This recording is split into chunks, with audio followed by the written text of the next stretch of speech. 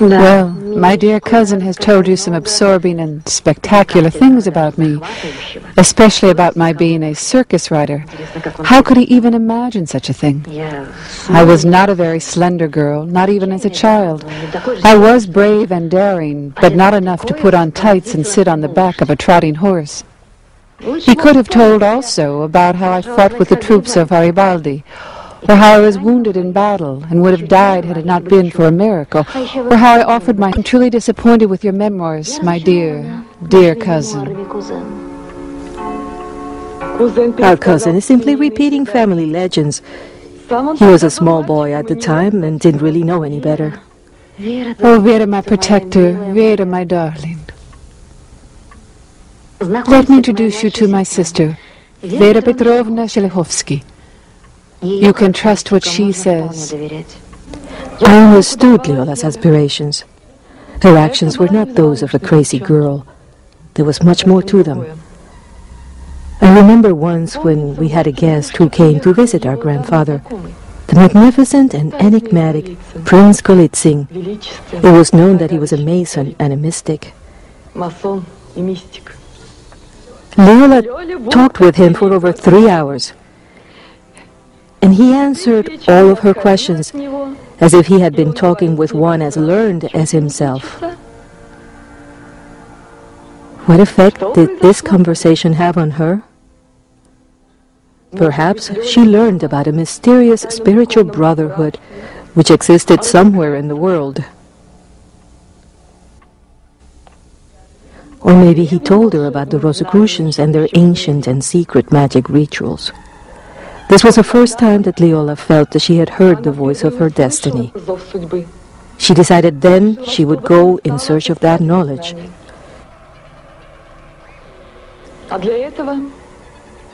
But she needed to be free to pursue that dream.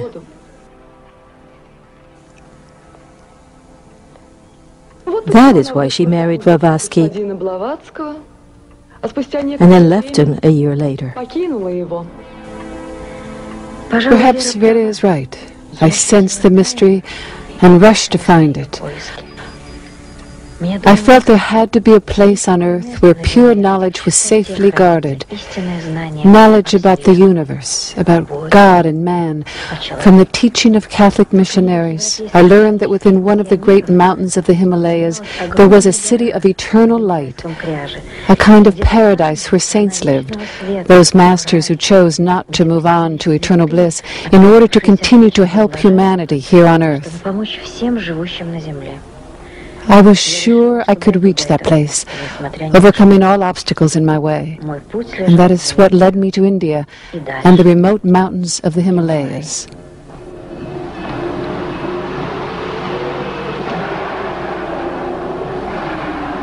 From the beginning, man has often not recognized the truth and, instead, has opted for the lies. So true knowledge has been hidden. Now, who has true knowledge? The great teachers from the snowy mountains.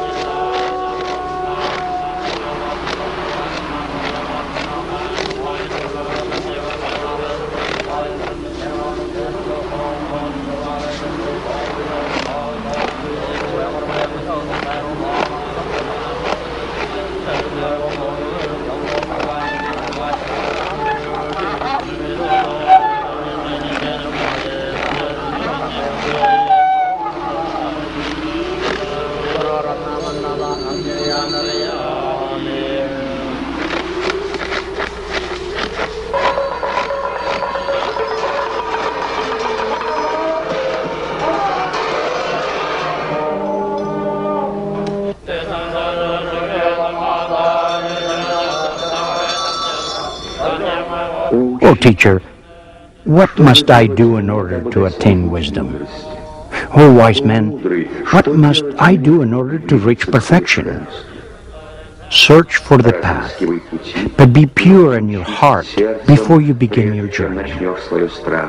Before taking the first step, learn to distinguish the difference between rational knowledge and the wisdom in your heart. You must learn the difference between the teachings of the senses and the teachings of the heart.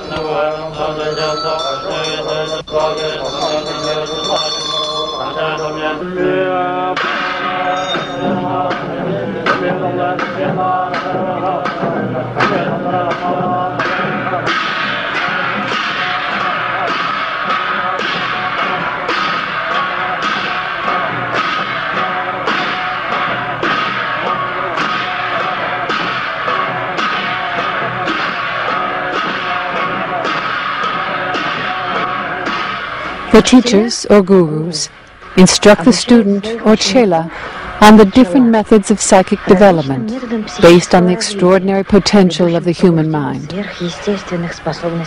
That which to the European seemed a mirage, a fantasy or hoax, is the subject of everyday practice and learning for the student in a spiritual school. The Tibetan mystics have always kept secret the nature of their studies, just like the initiates of the ancient mystery schools and the Christian mystics during the Middle Ages. I also took a vow not to reveal anything about this period of my life. All I can say is that thanks to the Tibetan teachers, I developed my psychic abilities. 15 years later, I visited Russia. Sergei was by then a grown man, and we became acquainted really for the first time. At the time, I was old enough to reach my own conclusions about this outlandish and diabolic woman. I could tell that in her youth, she had been very beautiful. But when I met her, she had grown fat and was not very attractive. She paid little attention to her personal appearance and usually dressed in loose gowns. I was surprised by her great skills. She had taught herself to play the piano and offered concerts in London and Paris. Although she had never seriously studied languages, she could speak English, French, and German, as well as her mother tongue. She wrote very poetic letters, and her poems were like music. By looking straight into your eyes, she could discern truth from lie. But when she did this, she was caught up in a fantasy, and her eyes would shine brightly with a strange light. She had the most intense blue eyes I have ever seen.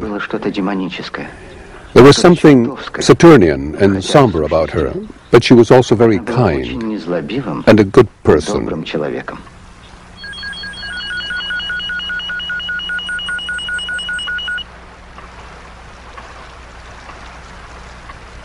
Thank you for your kind words, dear cousin.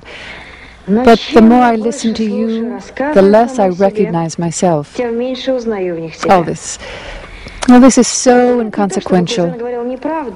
We don't have a lot of time to talk now about my eyes or about my gowns. Instead, let's talk about the mystery.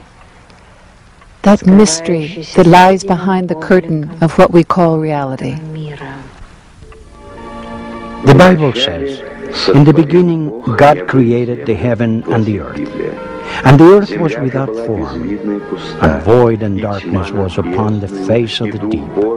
And the Spirit of God moved upon the face of the waters. And God said, Let there be light. And there was light.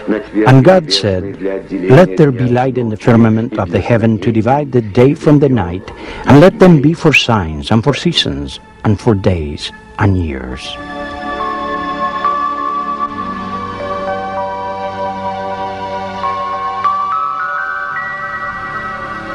An ancient Chinese book says, "The great Tao has no physical form, but it is the source of all form under heaven and earth. The great Tao has no passions, but it is what keeps the sun and the moon in motion. The great Tao has no name, but is the essence of all growth and all salvation." Но оно вызывает рост и сохраняет все сущее.